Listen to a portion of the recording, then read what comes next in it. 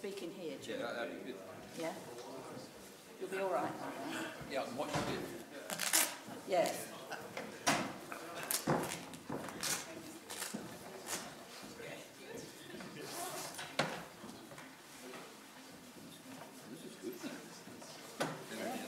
Never had anything like that in our day, did they? Bounce having a knee.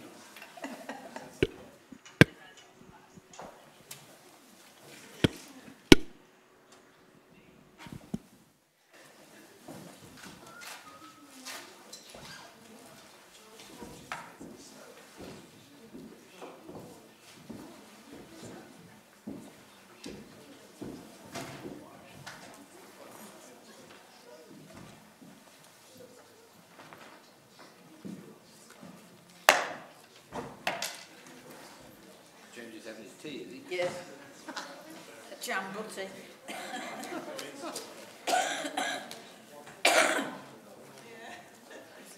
Living life in the fast lane. Yeah. Excuse me.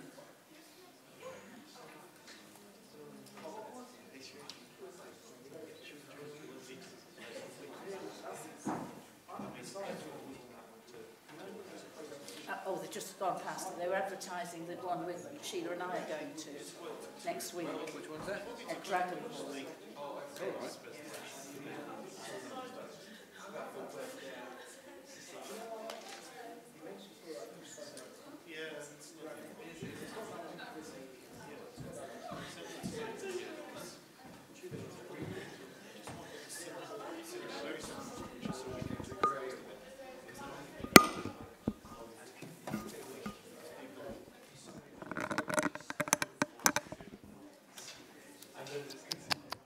Check 1 2, check 1 2, check 1 2 3 4, check 1 2.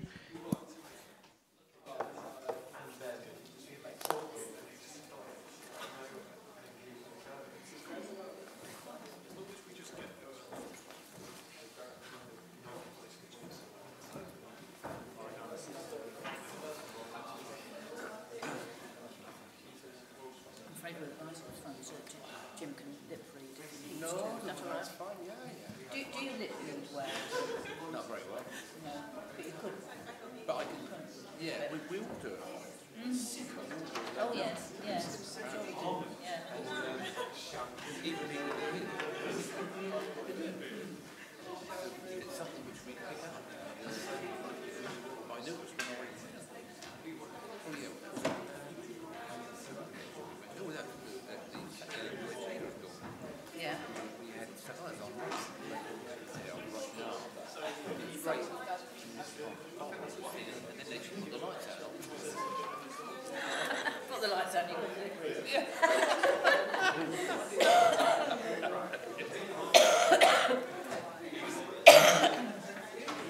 It was very good last week. Sheila liked it. Yes. This is what we're doing today. Monday the 26th. Are we looking at an age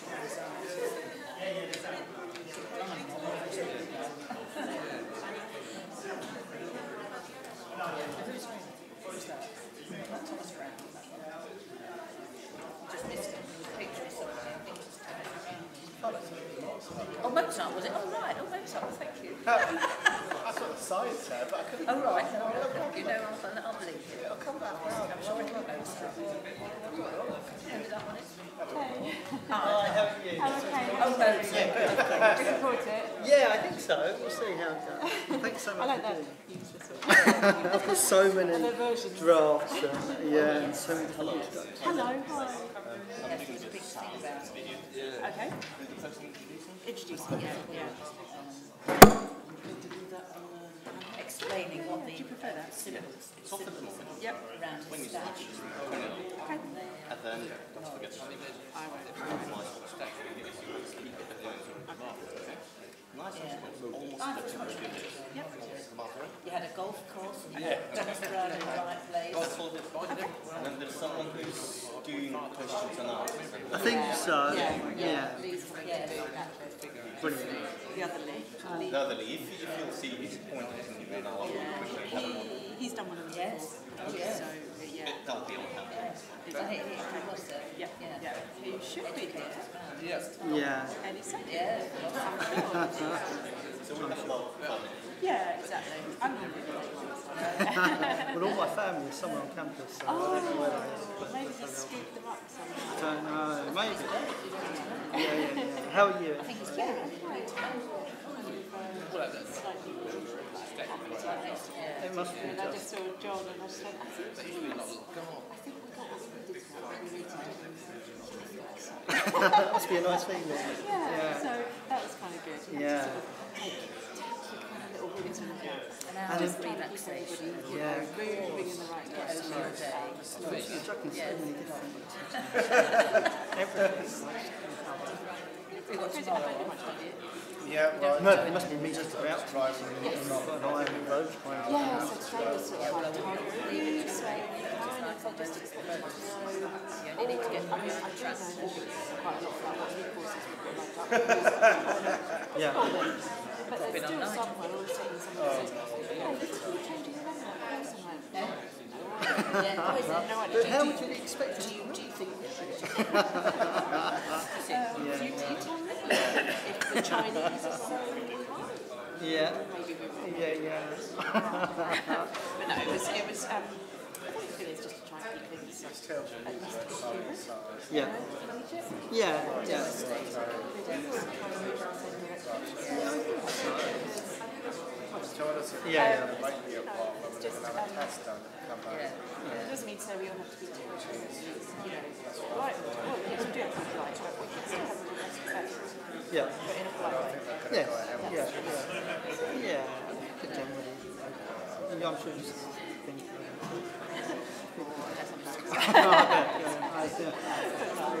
How about you? Yeah, it's good. So I started research. So this one, Doing yeah. a lot of stuff there. Yeah, and it's great. Yeah, it's really nice just to find out more about the work on this. It's really good. All the research bits are good. Yeah, I think so. It seems to be a sort of a total. Across each of the sections. I think so. Yeah. No, so, Getting that confidence. yeah. And there are some who really, really are already on that page, but then Yes. others who are like, oh, can you? Yes. Yeah. That's insane. Yeah. It's done nicely, which always is. That's right. Yeah. There are a few colleagues, I can see Claire and Susan. Yeah. There were a few in the department that were Oh, they told me. yeah. Always takes me a little time to walk down there, else they come here and they think, oh no, I've only got to business skills. Yes, that's right. Yeah. Yeah. So we'll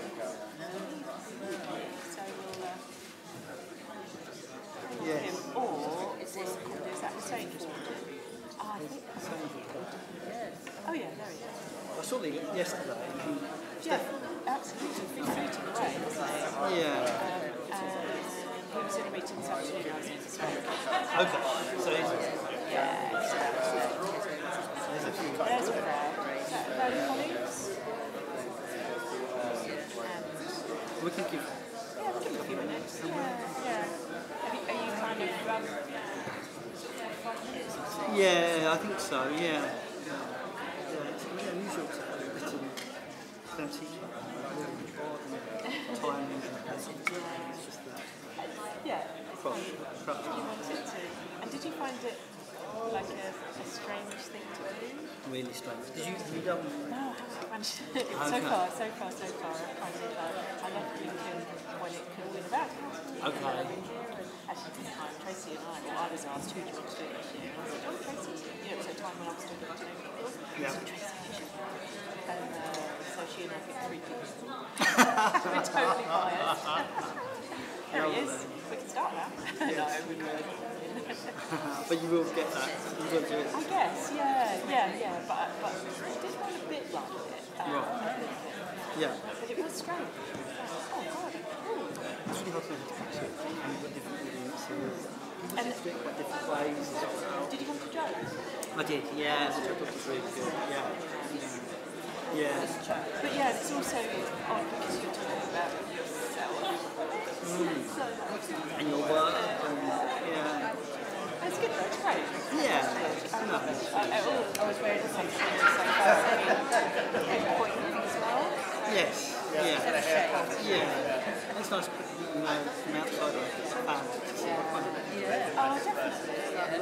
So I saw you've written about your daughters here. How old are they? They're 1 and 4, so no, I really, we sort of argued, and I kind of wanted to hear books from her, not for that. Yeah, they could. I'm not sure how keen they can have me speaking for 45 minutes at home. They can see it live. I think it is, yeah, I mean, I don't know whether it's next door neighbour's got that kind of... Oh, okay, so it's something else. Not one day.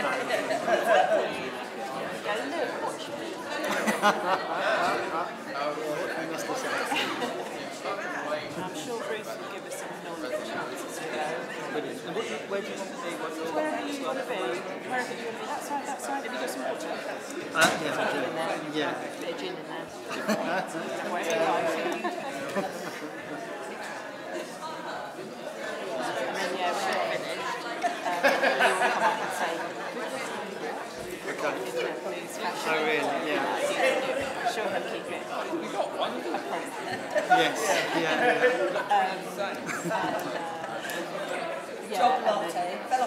You may want to just stand nearby that shakes when he talks about Yes. and says nice things. And then like I'm sure there will be Yeah. which is good, but there's only usually time for Yes. Yeah. Exhausting.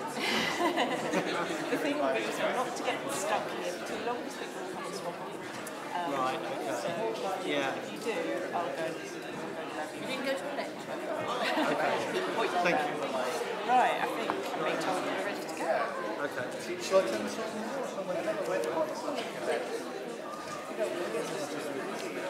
I forget, but I won't mutter away. Yeah. Myself. Don't do that. They're interesting. Good evening, everybody, and a really warm welcome to you all this evening. My name is Professor Sarah Barrow. I'm Pro-Vice-Chancellor of the Faculty of Arts and Humanities here at UEA. It's my really great pleasure to be introducing Professor Lee Jarvis. Lee's formal pathway to us this evening began a little over 20 years ago, when he made a very late decision to take an A-level in politics, dropping physics and maths in the process. It was clearly the right decision for him, as Lee then continued his studies at the universities of Nottingham and Birmingham, earning his PhD from the latter in 2008. Having spent much of his PhD vowing to leave academia once or if his thesis ever got finished, Lee changed his mind once more and subsequently took up jobs at Oxford Brookes and Swansea University. Lee moved to UEA in 2014 and was awarded his chair in 2017, becoming Professor of International Politics in the School of Politics, Philosophy, Language and Communication Studies, or PPL, as we like to know it. Lee's research focuses on how security threats such as terrorism are communicated and the implications of this for citizens, communities and public policy. He's been at the forefront of the emergence of critical terrorism studies in recent years and has published 12 books, 5 special issues, and over 50 articles or chapters, either on his own or in collaboration with others. Lee's co-authored book, Terrorism, A Critical Introduction, won a Choice Outstanding Academic Title Award, and his work has been funded by a range of organisations, including the ESRC, the AHRC, NATO, and the US Office for Naval Research.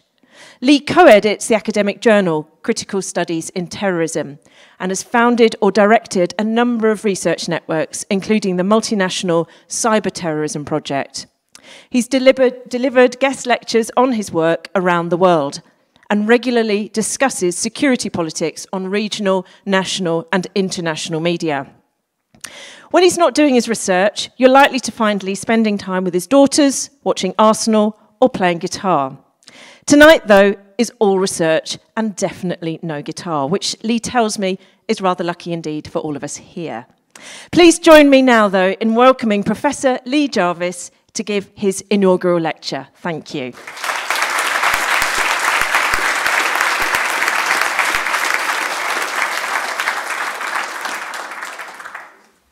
Thank you, Sarah, and thank you, all of you, for giving up your time to be here with me this evening to come and listen to me talk. 4 or 5 weeks ago, I was sat where you are now, preparing to listen to a colleague of mine giving her own inaugural lecture, and that lecture was, unfortunately for me, fantastic and made preparing for this evening even more terrifying than it already was. While I was waiting for her to begin talking, I was having a chat to my friend, and her husband sat over in the corner of the room there, and my friend and colleague was asking me, have I written my own inaugural lecture yet? I hadn't. But also asking me about the next step for me in my academic career. Now I had become a professor. What do I do next? And you know what? When she asked me that question, I had nothing, absolutely no idea at all what happens from this moment on. I've obviously got research ambitions. I've got half-written books and papers piled up on my desk. I've got case studies I'd like to learn more about. I've got research methods I want to conquer. But in terms of plotting those activities into some kind of coherent pathway taking me into the future, I couldn't answer the question. And that conversation, I think, has kept coming back to me in writing up this lecture. And I think that conversation has kept coming back to me because in writing this lecture, I found it equally difficult to plot out the pathway leading me to here today. I think when we as academics are asked to reflect back on our research careers, there are these temptations to write these triumphant tales of progress that smooth away all of the moments of serendipity and good fortune and so forth that carry us along.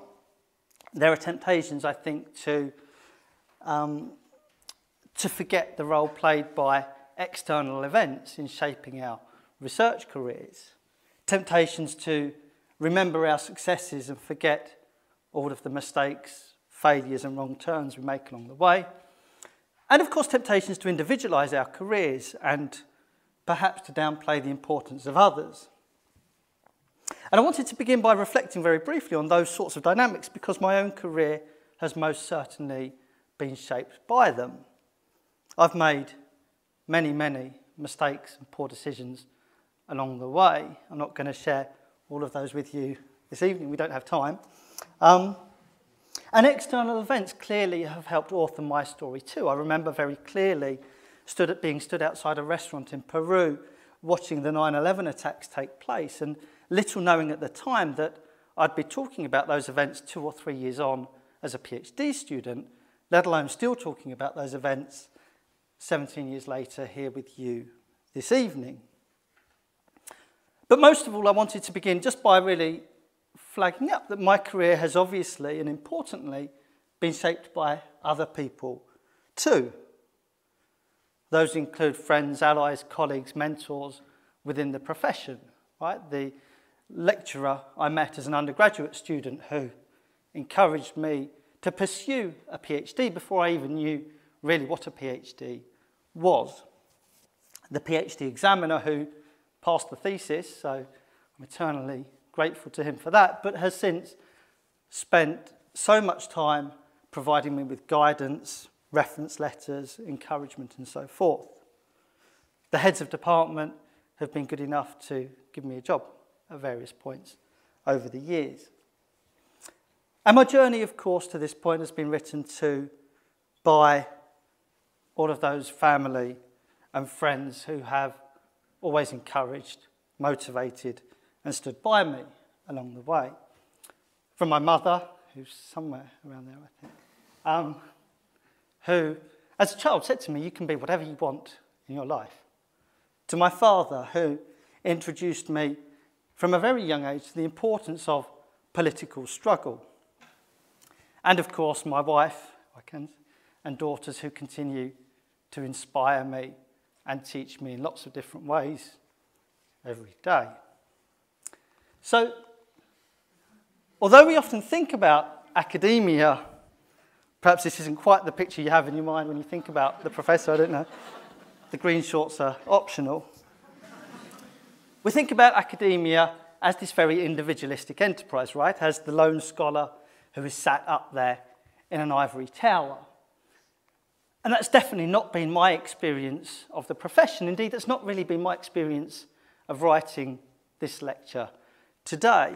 Most of my research career has been spent working and writing with other people, some of whom are in this room this evening. And I wanted to name and shame all of the different co-authors with whom I've been lucky enough to work, really just to emphasise that in the talk that follows I'll be drawing on lots of collaborative ideas, and that the ideas that I'll be talking about are as much theirs as they are, of course, my own.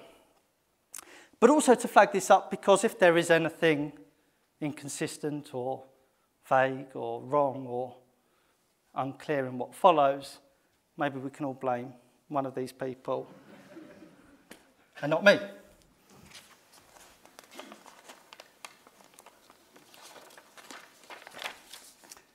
If anyone can come up with a punchline to Madonna, an archbishop, and Margaret Thatcher walking to an inaugural lecture, I'd be so grateful. I've spent so long and I've got nothing. What I wanted to do this evening, though, is to revisit 4 or 5 different research projects on which I've worked that all come together around the themes of terrorism and political violence. And what I wanted to do is to try to pull those projects together in a slightly new way and really to attempt to make a more optimistic argument than I typically find myself making in my written work. The argument's not going to seem very optimistic at all for the first 10 minutes or so you will have to believe me and bear with me. But I wanted to start with 3 examples. December 2014, several songs from an upcoming album by the pop star Madonna were leaked online ahead of that album's release. That leak of those songs, Madonna wrote in an Instagram post, constituted an act of artistic rape and a form of terrorism. 7 years earlier, in 2007, a prominent archbishop condemned abortion as terrorism with a human face, using the same speech to denounce gay marriage as evil. 20 years before that, British Prime Minister Margaret Thatcher had famously condemned the African National Congress as a typical terrorist organisation. And she did so, of course, 6 years before Nelson Mandela went on to win the Nobel Peace Prize. Now, those examples are interesting, I think, for a couple of reasons. Firstly, in different ways, they spotlight the power of the language of terrorism to condemn or to denounce those actions, those people, those groups with whom we disagree. These examples are far from unusual, I think. It's a fairly common rhetorical strategy to demonise or delegitimise one's enemies using this word which has such pejorative connotations. Very few people today describe themselves as terrorists, even though, interestingly, that wasn't always the case. Secondly, these examples are interesting, I think, because they also highlight the contestability of this label, terrorism. All of the actions referred to here could, of course, have been described in quite different ways. Music piracy, the termination of unwanted pregnancies, political resistance, and so forth. There's nothing, in other words, inevitable about the choice of that language in these cases, or I will argue in others as well. And thirdly, if we think about the condemnation of the ANC in particular, we start to get a glimpse already, I think, of the consequences, the quite profound consequences, that can befall individuals or groups to whom this label is applied. Denouncing one's enemies as terrorist offers a very convenient way of refusing to engage politically. Governments frequently tell us we don't negotiate with terrorists, even though we know very frequently they do. So these different examples, I think, encourage us to think about terrorism not as a self-evident thing that exists out there in the world awaiting our discovery or our study, but rather to think about something which is produced or constructed or made. They encourage us to think about terrorism, in other words, as something which is brought into being in the language, the ideas and the practices of people, from pop stars to religious elites to politicians and beyond. So let me clarify what I'm trying to argue here, because this point is sometimes misunderstood. We know, of course, that bombs go off, people get beheaded, aircraft get flown into buildings, but those sorts of actions, and indeed many others, only sometimes get spoken about and thought of as terrorist. The bombing of civilians, for instance, might be thought of as terrorism. At other times it might be referred to quite differently as a military operation. Mass shootings, for instance, are sometimes referred to as acts of terror. At other times, they're depicted in a quite different language of hate crimes. So my point here is that it is the act of labelling something terrorist, be it a bombing or a hijacking or a beheading. That act of labelling those actions terrorist is what transforms the bombing or the hijacking or the beheading into an act of terrorism. In our efforts to make sense of the world around us, we create it. And how we create the world is neither inevitable nor is it neutral. Our language and our ideas involve choices. They involve exclusions, such that understanding violence in one way, perhaps as terrorism, involves refusing or forgetting or failing to understand violence otherwise.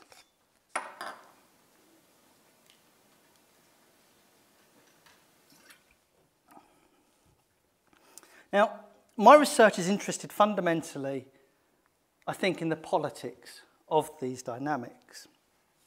How is it that specific events become widely understood as acts of terror? How is the future threat of terrorism communicated to us?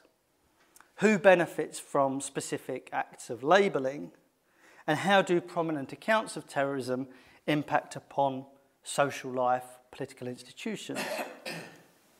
And once we start asking those sorts of questions, I think it's fairly tempting to make an argument that there exists today a prominent way of thinking about terrorism, one that we can find across government speeches, newspaper headlines, Hollywood movies, novels, and so forth. And to simplify just a little bit, we might flag up three features of this prominent way of thinking about terror today. In the first instance, the idea of terrorism today typically, I think, refers to a very specific set of violences. Something like violence is conducted by non-state actors against civilians in order to communicate something to a wider audience. The word today is relatively rarely applied to the actions of states, although there are instances of that. It's typically reserved for groups like the Provisional IRA or Al-Qaeda or Boko Haram and others.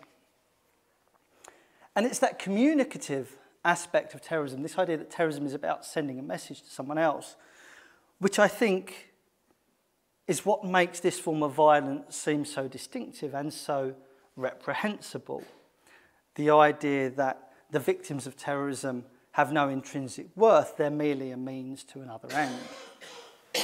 And we can see, I think, from thinking about that aspect of how the term is typically understood today, where more simplistic or caricatured understandings of terrorists come from as evil or religious zealots, mentally ill and so forth. It seems so such a cavalier way of dealing with human life, so far beyond what is normal or what is good. So the second feature of this prominent way of thinking about terrorism today, I think, is that this is a threat which is widely seen to be ubiquitous, a threat that is all around us.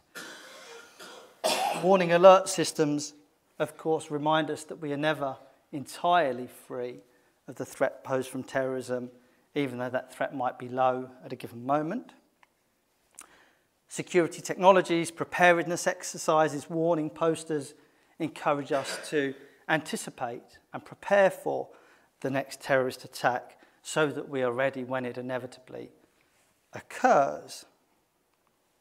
And we also see this sense of ubiquity, I think, in the perpetual wariness that there exists around terrorism today, the extent to which jokes made on social media, or students reading books on trains, or economics professors working on differential equations in aircraft, or children making spelling mistakes at school, the extent to which those kinds of activities can all be interpreted as suspicious and potentially terroristic. And out of those first two features, we might add, I think, a third, which is that terrorism today is often, I think, seen to be something of an exceptional threat, a threat that is radically different to other forms of harm or violence. And we encounter this sense of exceptionality, I think, firstly, in the more outlandish fears that there are around terrorists using weapons of mass destruction. But we also see this in fairly common suggestions that today's terrorists are very different to their forebears, that today's terrorists are far more brutal even than their earlier counterparts. As R. James Woolsey famously put it in 1994, terrorists today don't want a seat at the negotiating table, they want to blow that table up. So, putting all of this together, and I told you it might not seem very cheery or optimistic to start with, right? We might make an argument that there exists a prominent understanding of terrorism today as a very specific and perhaps an exceptional form of violence that is never very far away. And I think that way of thinking about terrorism is really important because how we think about problems tends to shape our responses to those problems. If we think of terrorism as an exceptional threat, we're already a long way down the road of justifying equally exceptional forms of counter-terrorism response. And you could make a fairly convincing argument, I think, that this is precisely what we've seen in the contemporary period. So, one 2017 report, for instance, from the Watson Institute at Brown University calculated that the costs of the post-9/11 wars had come out at around about 5.6 trillion American dollars. Those wars have, of course, also led to the deaths of enormous, although notoriously difficult, difficult to calculate numbers of people. Iraq body count, for instance, currently calculates that there have been 288,000 violent deaths in Iraq alone since the 2003 invasion. Many critics have pointed to the considerable incursions that we've seen in recent years upon civil liberties, human rights and so forth, often through the introduction of new and increasingly expansive legal apparatuses. And, of course, developments in counter-terrorism policy in the recent period have had enormous implications upon social life too. Many communities around countries like the United Kingdom and beyond have reported feeling stigmatised, even threatened by developments within this area. So as I said, not a very cheery, optimistic start to what I hope will be a slightly more optimistic argument than I typically find myself making, which might be a pretty low bar, I'm afraid. But I wanted to make good, or attempt to make good on that promise now, at least, by highlighting how this prominent understanding of terrorism and the sorts of response that it facilitates, highlighting how these things have also been very widely critiqued. If we look carefully, I think we can find numerous efforts to rethink what terrorism is, to rethink what sort of threat terrorism poses, and numerous efforts to challenge dominant ways of responding to this type of violence. And those sorts of critiques, I want to argue, might tell us something about what can be done for those of us who are unhappy with the ways in which the contemporary politics of terror tends to play out.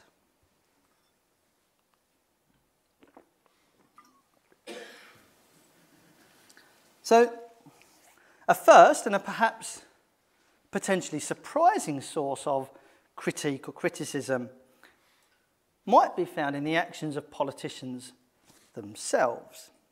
And a good example here comes out of some work I've been doing with Tim Legrand, looking at efforts within the United Kingdom and beyond to ban or prescribe terrorist organisations. So in the United Kingdom today, there are 74 different international organisations that are currently banned. It's illegal to be a member of any of the groups on this list or to support them in various ways, attending a meeting or wearing uniforms associated with those groups. All of those kinds of activities are criminal offences. And this power, prescription or banning, attracts periodic media publicity. It was the one that was used in the conviction of Anjem Choudhury in 2016 for his inviting support for ISIS. And it was also the power that was used a week or so ago, I don't know if you'll remember, against a couple who were members of the far-right banned group National Action, and this couple got some kind of media notoriety at the time because they'd named their son after Adolf Hitler. Now, why this is interesting and important to me is that when the government makes a decision to add new organisations to its list of banned groups, which is something it does periodically, Parliament has to come together and debate that decision. And those debates are really, really interesting, I think, for a number of reasons. They tell us a little bit about how professional politicians think about the national identity and the British political process. But they're also interesting here because those debates are regularly used by politicians as an opportunity to depart from and arguably to critique this very established and prominent way of thinking about terrorism that I've been sketching so far. There are lots of examples in these debates, to put it slightly another way, in which what terrorism is or how we should respond to terrorism are called into question. So here are a couple of examples of the kinds of thing that I'm thinking about. We see concerns being articulated in these debates about the political dimensions of the language of terrorism. Who gets to decide what groups are banned in what countries at what time? We get fears too, Jeremy Corbyn in 2011, around the effectiveness of counter-terrorism policy, a concern he expresses here that countering terrorism might be better done through political dialogue or negotiation than through banning particular organisations. We get concerns too that efforts to counter terrorism might be thought of as disproportionate, that it might be that the banning of particular organisations is unjust, and concerns as well about the distinctiveness, the exceptionality of terrorism and the risk that this label obscures quite important political realities, such that other organisations or other groups might be responsible for more violence than those we think of as terrorist. So my point here is that even in the heart of the British political system, if you like, where we might expect this prominent way of thinking about terrorism to be at its most coherent, we find important examples of criticism emerging. And a related example, but much more implicit there, is something we find when we look simply at the ways in which politicians talk about things like security threats. So this is an example that came from my PhD, where I started my academic career, and I was thinking there about the ways in which the George W. Bush administration was thinking about and referring to time in describing the war on terror. And one of the things that became very clear to me quite quickly is that that administration spoke about and thought about time in very, very different ways. So we've got 3 examples here of people thinking about the 9/11 attacks and situating those attacks historically. In the first example, 9/11 is positioned or thought about as something utterly unique, something unprecedented, a really radical break with the past. In the second example, 9/11 is sort of new, again, but only as a kind of ramping up of previous types of terrorism, as a quantitative increase in things we'd seen before. And in the third example, we see 9/11 being presented as not very new at all, as little more than a reincarnation of the sorts of things we saw in the mid-20th century from fascists, totalitarians, and others. And those differences, those tensions or those contradictions between these very different ways of talking about and thinking about the same event from the same people at roughly the same time might, I think, give us a way into unpicking or deconstructing prominent understandings of and ways of thinking about terrorism. They might encourage us to think that the meaning of 9/11, as an example, is far less clear or coherent or settled than we might otherwise assume. Now, if we're interested in critiquing prominent ways of thinking about terrorist violences, it makes sense, I think, in some ways, to begin by looking at politicians. These are people that have a responsibility for countering this threat, and in some ways their understandings of the world carry significant weight. But I think there are dangers to stopping our analysis there as well, because doing so would only offer a very partial picture of all of the different ways in which terrorism is thought about, spoken about by all sorts of social actors, politicians, pop stars, and indeed ordinary people, citizens. And in some of the work that I've been doing with Michael Lister, we've been trying to think about how ordinary people, for want of a better phrase, people like us, how do ordinary people think about things like terrorism and counter-terrorism? And speaking to citizens about these kind of topics, we've argued, provides an important way of engaging with the richness of public opinion in this area and encourages us to think about public understandings or public opinion as much less predictable and much less inevitable than we might think. So I've got some examples here from a series of focus groups that we ran on that project, where we asked different communities within the United Kingdom to discuss their experiences and their understandings of counter-terrorism policy in the United Kingdom today. And that research, I think, helped to bring forward a number of quite important public anxieties around developments in this area. So we found lots of evidence of citizens feeling concerned that contemporary counter-terrorism policy had led to the curtailing of important rights, diminishing things like freedom of speech, freedoms of association, and so forth. Lots of concerns that counter-terrorism policy in the contemporary period had made it more difficult to engage politically, encouraging people to self-censor, to withdraw from protests, political debates, and so forth. Concerns, too, that the politics of counter-terrorism today has made it more difficult for people to identify as British, making particular groups of people, particular communities, feel suffocated or alienated.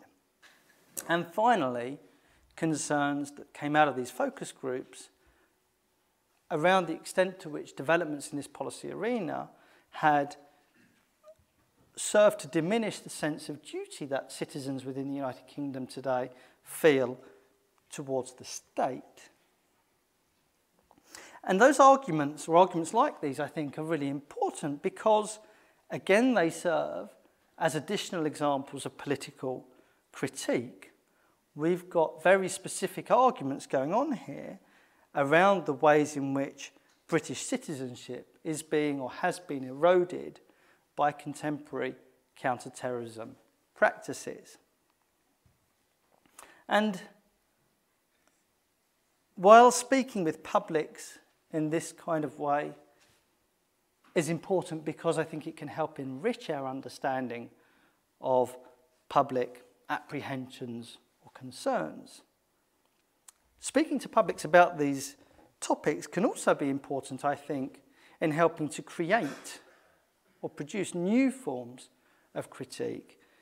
This kind of work can provide members of the public with opportunities, if you like, to speak truth to power. So there are a couple of examples here. The first is from the project I was just referring to, where we have somebody who'd taken part in one of our focus groups making a very explicit challenge to government. What are you going to do now? I've told you all of the concerns that I have about how you're going about policing terrorism and so forth. The second example is from a more recent project on which I've been working with Lee Marsden and Ailem Atikev.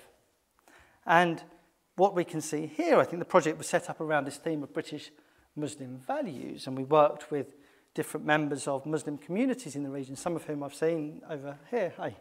And we can see here the extent to which participating in this project provided an opportunity for one of the participants to foreground lives or experiences or values that get too often marginalised within media or political debates.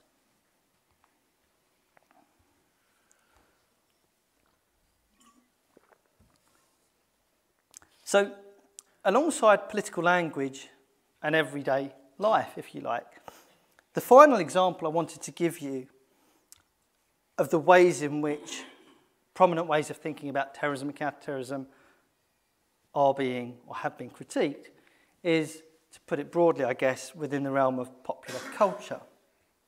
And I'm thinking here about a range of different activities. Satirical interventions, so films like Four Lions or jokes or street art, political cartoons and so forth, that invite us to laugh at terrorists rather than fear them, that encourage us to ridicule, to see ineptitude rather than threat. I'm thinking also about things like video games, on which I've been working with Nick Robinson recently.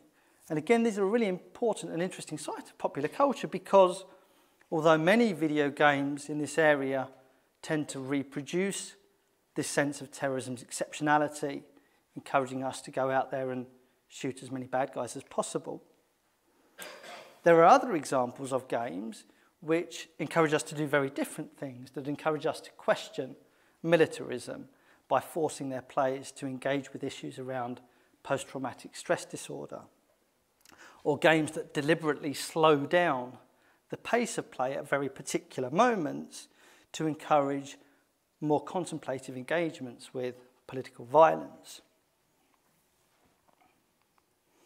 And we also, I think, interestingly, see challenges to this dominant way of thinking about terror in what we might call memory projects of various sorts. So newspaper obituaries of those we would call terrorists, like Osama bin Laden and others, quite often, I think, take us some way beyond very simplistic condemnations and caricatures of those sorts of people. They situate those people within family contexts, private lives and so forth. They contextualise political violences within broader geopolitical dynamics and structural contexts. And they encourage us to think about terrorists as something much more than bogeymen, as something much more than simply evil or religious fanatics. And we can see something similar, I think, in much more informal sites of memory too. So these are examples from an online archive called WHO, which was set up in the aftermath of the 9/11 attacks as an opportunity for members of the public to record exactly what they were doing when they heard about those events. And what's interesting looking through that archive is that there are lots of examples of people basically reproducing what the politicians at the time were saying, people reflecting what the Bush administration was saying about the attacks. But there are other examples too of people doing quite different things, of people critiquing the immediate post-9/11 response, either through articulating quite profoundly cosmopolitan visions of the sanctity of human life, irrespective of national borders, or through reworking or rewriting national identity in much more precarious ways than we tend to encounter when we think around national security issues.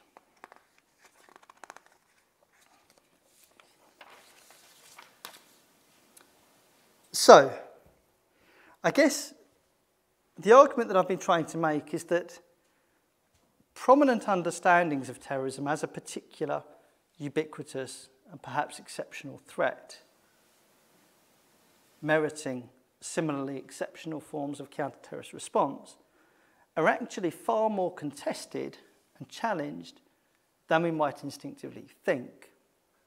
And that this is an understanding of terrorism, I think, which comes under scrutiny in a whole range of places. Satirical films, street art, video games, memorial websites, newspaper obituaries, public experiences, and even the language of politicians. And to finish, what I'd really like to try to do is to zoom in on some of the differences between those types of critical intervention and to really think about this question, what is to be done for those of us who might be sceptical or suspicious or unhappy about the ways in which the politics of terror tends to play out today. Michael Lister, who's in the room somewhere, said to me before I gave my first ever academic presentation, never ever have a table because this is all anyone will focus on. And I'm going to finish on a really complicated table, but bear with me. A first thing that I think we can do when we encounter assertions about terrorism and counter-terrorism is to simply reject them, to challenge their fundamental assumptions as incorrect. And we see something like that, I think, in newspaper obituaries, right? That bin Laden isn't simply evil, he's a man situated within historical circumstances. We see this kind of rejection or repudiation also taking place, I think, in debates around state terrorism, which set out to question or to challenge or to dismiss the artificial limiting of this term terrorism to the actions of non-state actors. And this sort of strategy for critique, repudiation or rejection, is tempting and seductive, I think. But there's a risk, of course, that it encourages us to simply trade one form of truth about terrorism for another. Why would the alternative stories we want to tell about bin Laden or state terrorism be any less vulnerable to the questioning or the subversion than the stories with which we're attempting to replace? A second thing we might try to do is to ask the sorts of questions that we see in places like parliamentary debate. Why do you think Al-Qaeda is a terrorist group? Why are you doing X, Y, Z to counter this threat and so forth? And that sort of critical strategy of asking questions, I think, seems potentially quite useful as a way of eliciting justifications from political elites, getting politicians and others to explain themselves, if you like. But critiques that are based upon asking questions of those perhaps in power also risk doing so on a terrain that has already been established. What we ask about and how we ask those questions is likely to be guided by a set of rules or conventions that have already been laid out for us. That's certainly true, I think, in parliamentary debate, but it's also true in other places too. Thirdly, more creative, we get efforts to critique terrorism through acts of subversion via street art, film, and so forth. Efforts which work to contest dominant ways of thinking about terrorism through ridicule and the like. These kinds of strategies, I think, are very creative, but the risk is that they are vulnerable to marginalisation because their aesthetic impact might be more immediately visible, perhaps, than their political impact. We might, put more simply, watch a film like Four Lions, laugh, and then go away having forgotten about it. The fourth thing we might do is to try to bring forward marginalised voices, marginalised stories. Or indeed, we might work to try to create those sorts of stories and experiences by speaking with real people in real communities. Michel Foucault, the theorist, talks about this in terms of reactivating or emancipating subjugated knowledges. And this is a sort of critical strategy that I find particularly attractive in some ways. But again, there are dangers in trying to critique dominant ways of thinking about terrorism like that, because there are ethical questions involved in trying to speak on behalf of the marginalised, the unqualified, the dispossessed. And then the final thing we might do if we're unhappy with how the politics of terror plays out is not to attempt to replace or even broaden conventional understandings of terrorism, but instead to try to analyse how those understandings have been put together, to pull attention to prominent ways of thinking about and talking about terrorism, and to think about the assumptions and the histories and so forth upon which those dominant understandings depend. So we've seen, for instance, that events like 9/11 don't simply speak for themselves. They're given meaning in the way that we frame them. And by taking those frames seriously, perhaps we're in a position to begin exposing their contradictions, their histories, their consequences. Now, such an approach needs, I think, to navigate accusations of triviality and conservatism. Doing this might have less value in terms of providing a very clear alternative way of thinking about terror or counter-terror. It might be seen as purely or entirely critical without having anything to put in its place. But disturbing rather than extending or replacing dominant ways of thinking about terror might be a productive way of making what seems to be inevitable or objective or self-evident appear less so. Now, my guess ultimately is that each of these strategies, and others too, have a place for those of us who believe prominent ways of thinking about encountering terrorist violence are problematic. And the success of any of these sorts of critical activity, I think, are likely to be context-specific and dependent upon a whole range of factors, including public resonance and the capacities of the critic. Their success is also probably only likely to be known in hindsight. But what I hope, however, is that thinking about these kinds of ways of engaging with the politics of terror provides us at least with some room for optimism and perhaps some pointers for what to do going forward. Thank you very much for your time.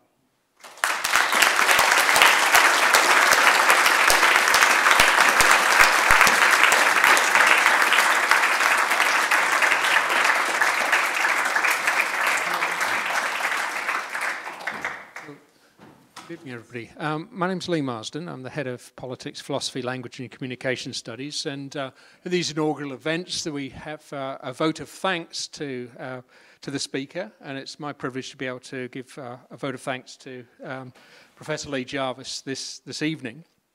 I've known Lee. He may not have remembered me, but I remember him from 11 years ago. When I started out my academic career, it was at the first full-time job I got was at Oxford Brookes University. And within a year of getting that post, I was lucky enough to get a job here at UEA. And there was a lot of fuss being made about who would succeed me in that position. Somebody who's clearly much better and much more gifted than the incumbent. And so there's great deal of excitement about this young PhD student from Birmingham University, who'd already published a number of pieces, and was going to transform the department, and it was going to be great and wonderful. And I heard Lee speak at that particular thing, and he, lo and behold, did actually follow me at that particular university. Stayed a short time, but I followed Lee's career for a number of years.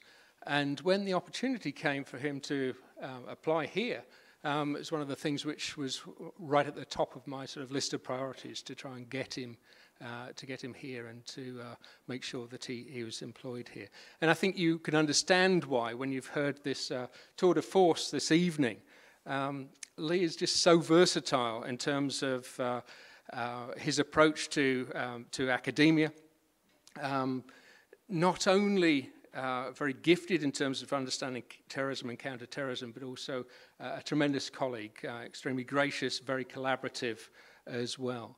And one of the things which I hope we do get out of this evening, and my particular thanks to him this evening, is that his work is one that challenges dominant narratives. The principle being basically that if you have the same thinking, you end up with the same results.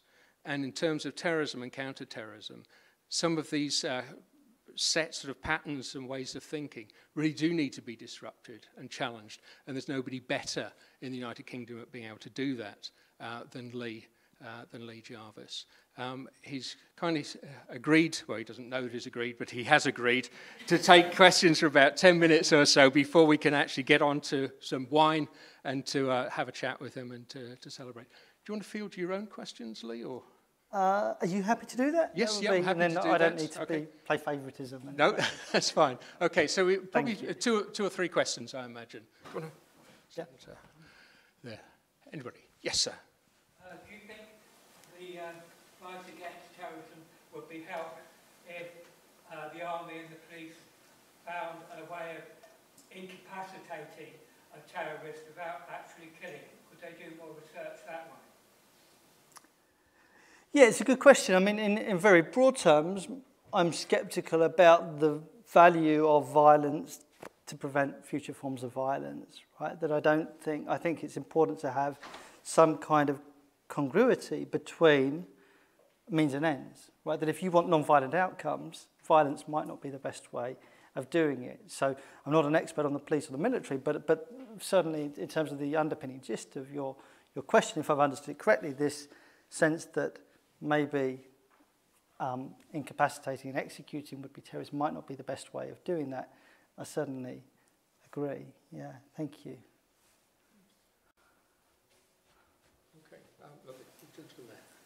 Do you feel that not just the British but other national governments have a fetishisation over Islamic terrorism and de-emphasise, say, the increase in far-right terrorist activity, or do you feel that counter-terrorism strategy is more broadly focused? Yeah, that's a really important question. I think it's, if you'd have asked me that question 2 or 3 years ago, I think it would have been a pretty straightforward yes, right? That I think, so if you look, for example, at the list of banned organisations within the United Kingdom, but also beyond, I think, these are so overwhelmingly dominated by groups we might call Islamist. Right? They're massively overrepresented within that kind of list. And until very recently, I think there's been this real emphasis on those kinds of violence and those kind of groups. If you were going to be sympathetic, you might say, well, that's understandable. This is where the threat that we're encountering is coming from at the moment. But I think things are beginning to change, and if you look at developments within counter-terrorist strategies, there is certainly far more emphasis being placed today on far-right groups, for instance, and fears that what we might call lone actor terrorists that are inspired by right-wing ideas are becoming more prominent. So I think it is beginning to change. Take a question from the lady there, and I'll come to you, sir. Taking like events that we've had in America from sort of domestic actors, why do you think there was such a drama to be labelling international actors as terrorists, whereas domestic actors are very much seen as more just extreme or hold more extreme views, but never actually labelled as sort of terrorists? Yeah, it's a really good question. A broadly post-colonial response would be, well, these things are kind of raced, right? That the sorts of organisation and groups that we talk about as terrorists are groups that we see as other to ourselves. They don't look like us, they don't sound like us. By ourselves, I mean the people that are, by and large, represented in these policy communities. So you could make that sort of argument. The problem, I think, is that distinctions between terrorism and other forms of violence break down very quickly when you try to set them in stone. That if terrorism is understood as the use of political violence against civilians, really crudely, for instance, all of those components, political, violence, civilians, are fundamentally contestable. There's no agreement or no consensus on what any of those things are. So, the politics of those labellings are important. Yeah, thank you. Yes, sir. From what group does the greatest threat to security come from? How will it be manifested? And what countermeasures can be taken? It's a huge question, which you've probably answered already, but maybe it went above my head. So those are sort of three parts to the one question.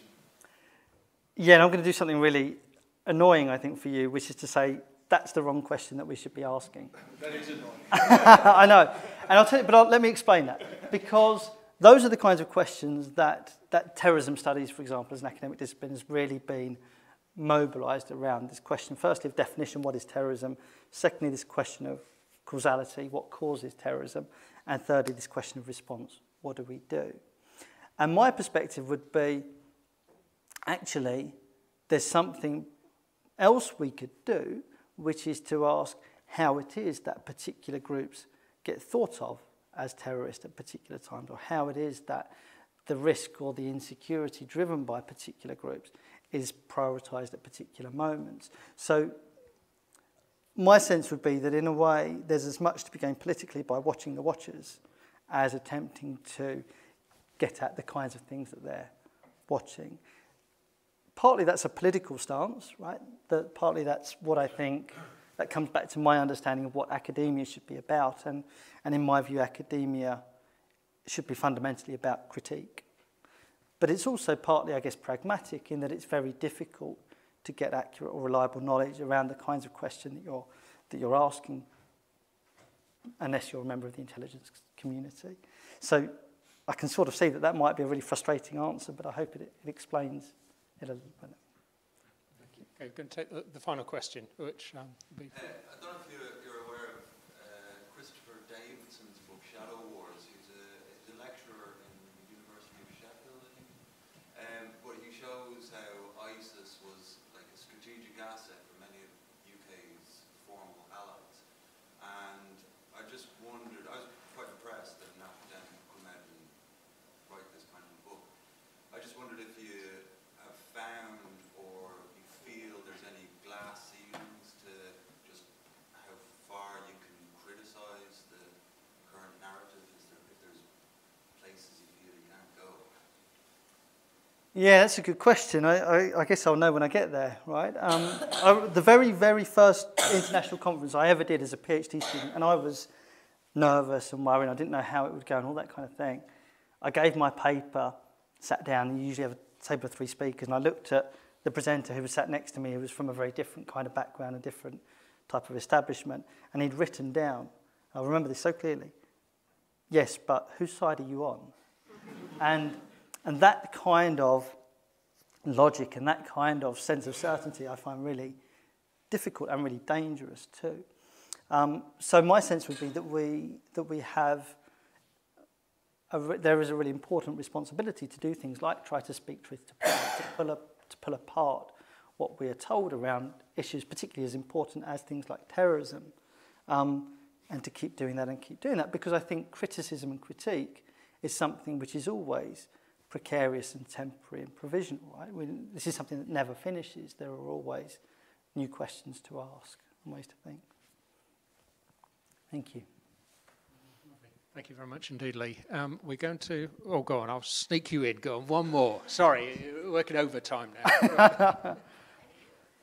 you for the insights that you have given here. I think it's a great thing, breaking the prevalent established narratives that become sort of common sense in our societies. So the question is, you talk about Foucault's discourse. Do you think that the discourse is going to die of natural organic death, or do we need to do some conscious efforts in order to disrupt the discourse on terrorism? Yeah, that's a big question, right? And that's an important question. My sense would be that I would think about critique, for instance, in the same way that I might think about something like resistance as something that can be explicit and active and determined, but also as something which happens, that whenever things seem stable or set in stone or uncontroversial or uncontestable, actually they tend to sort of start falling apart as well. And I guess what matters then is where we situate ourselves politically and ethically, what we think our role is in terms of stimulating those sorts of fallings apart, if you like. So I've tried to be as optimistic as I can. I don't think we're on the verge of a particularly revolutionary new way of thinking about terrorist violence, but I think there are green shoots out there, that I think there are critical voices and challenges that are important as well. Thank you. Okay. Ladies and gentlemen, please could you express your appreciation for Professor Lee Judge.